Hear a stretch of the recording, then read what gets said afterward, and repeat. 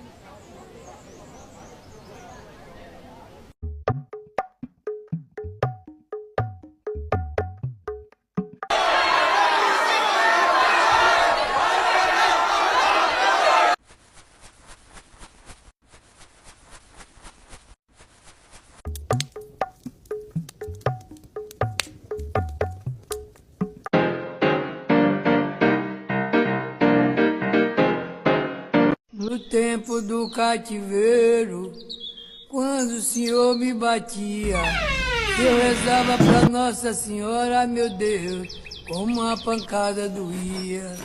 No tempo do cativeiro, quando o Senhor me batia, eu rezava por Nossa Senhora, meu Deus, como a pancada doía. Trabalhava na lavoura, no açúcar, no cinzal, nego era chicoteado, no velho tronco de pau. Quando cheguei na Bahia, a capoeira me libertou, e até hoje ainda me lembro das ordens do...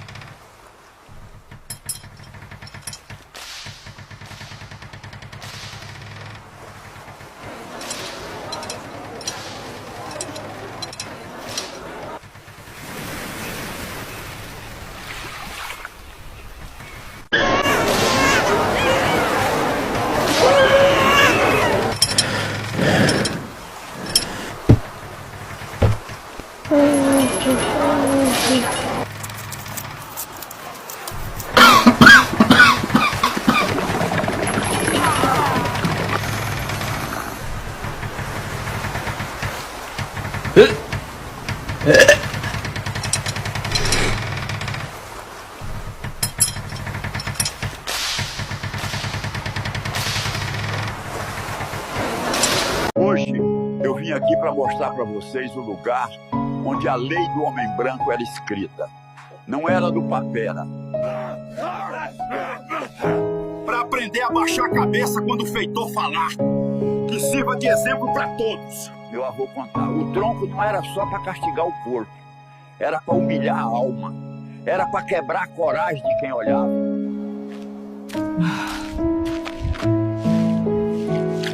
Aguenta firme, irmão. Mas o feitor não sabia de uma coisa. Cada chibatada que instalava aqui fazia nascer mais união na senzala. E essa união era o começo do fim deles. A dor de um é a dor de todos. Hoje foi você, amanhã pode ser eu. Estamos juntos.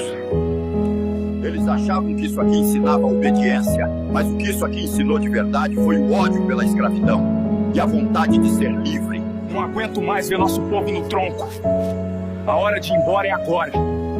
Que Deus nos guie. Esse pedaço de madeira viu muita dor, mas também viu nascer muito herói. E a história desses heróis anônimos eu conto na próxima vez. Sabe aquela história bonita que te contaram na escola sobre a abolição da escravatura? Pois é, esqueceram de te contar a parte mais importante.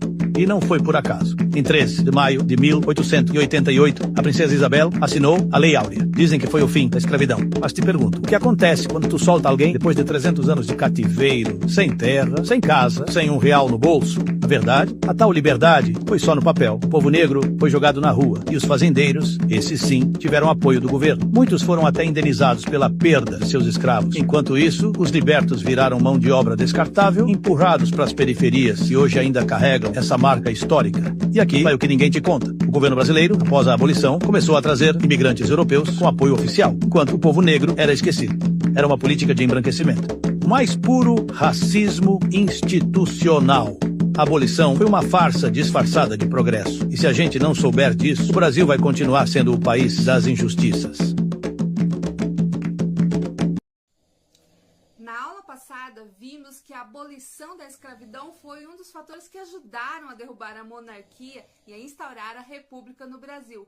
Mas o que será que aconteceu com os negros libertos? É disso que vamos falar nessa aula. A abolição da escravidão em 1888 libertou os escravos, mas não rompeu com a mentalidade escravista e racista da época. Assim, o Brasil entrou no período republicano com uma estrutura social e econômica marcada pela marginalização dos negros. Esse impedimento de integração se deu primeiramente por conta da Constituição de 1891, que dizia que os negros tinham direito ao voto, mas somente se forem alfabetizados. E como a maioria deles eram analfabetos, eles não podiam votar. No campo educacional, não houve políticas de inserção dos negros na escola pública.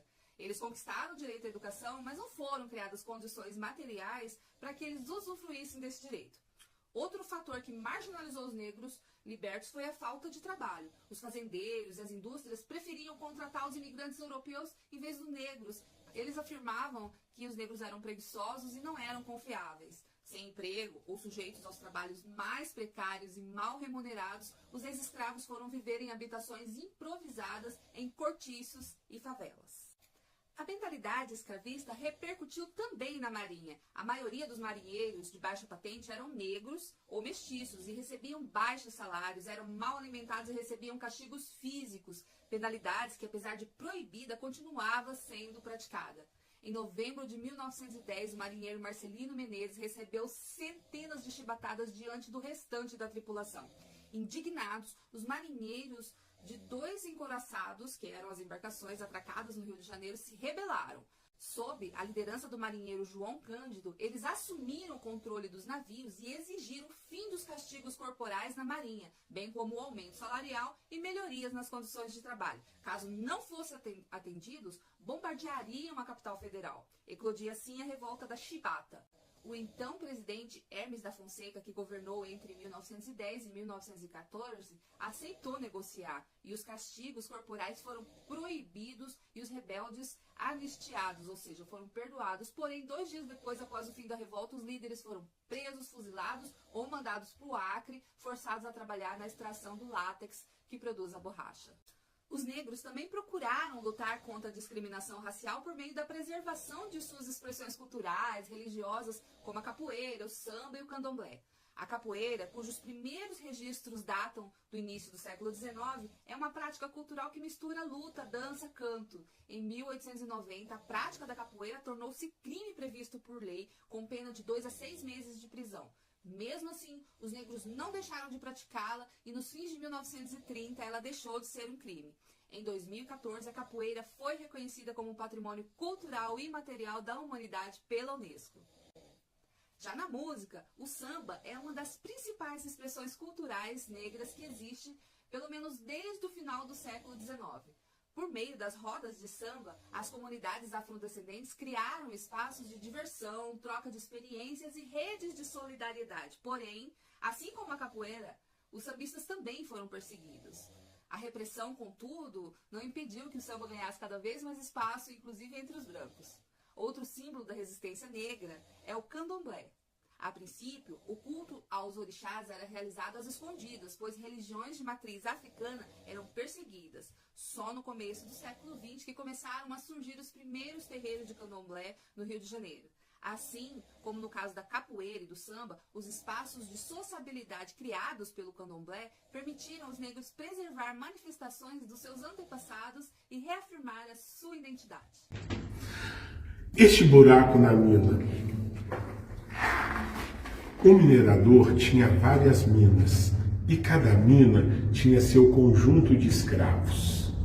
Tinha o seu líder, tinha aqueles que cortavam rocha, tinha os meninos que carregavam suas mochilas feitas de couro de boi, tinha aqueles que socavam o minério, tinha aqueles que preparavam as peças de couro de boi e tinha as mulheres que rodavam suas bateias.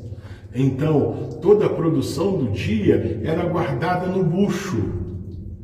Eu comentei com você, Fernanda, se fosse pega roubando ouro, os castigos eram horríveis, pois, como eu citei, que a parede tem olhos e o mato tem ouvidos, e aqueles feitores sabiam todas as mazelas do roubo do ouro.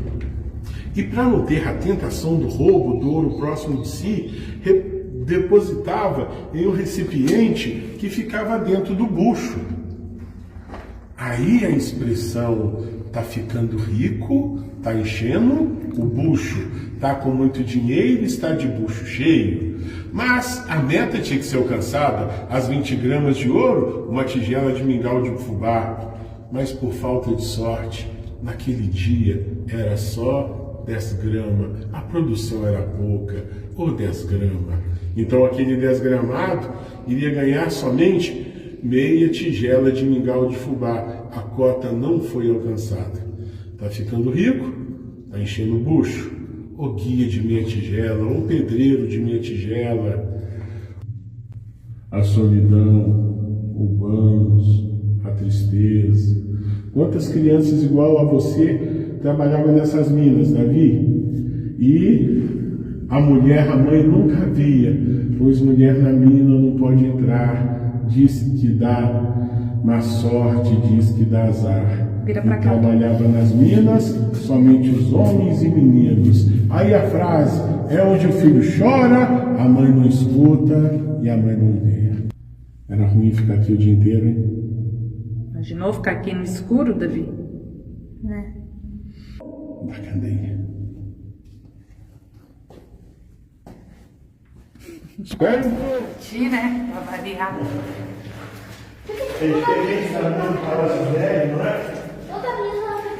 Bem diferente. Totalmente. Vamos abaixar. Fernando vai levar o 2 e vem pra cá. Eita! Tá sofrido mesmo, hein? Eu que já tô travada da coluna. Você vai ver o vídeo que você vai levar daí a pouco. Seria mais ou menos assim. Aqui é a parte que é para inglês ver.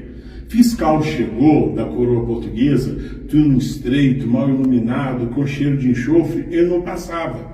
Não sabia o tamanho da mina, então não tributava. O que os olhos não veem, o coração não sente. O que não é visto não é cobrado. E naquela, onde o filho chora, a mãe não escuta, a mãe não vê, era nessas minas pequenas que os meninos transitavam o dia inteiro como se fossem formiguinhas. Aqui era o coxo d'água, onde eles tinham água para beber. Ó. Aqui, Fernanda, é onde o filho chora, a mãe não escuta, a mãe não vê.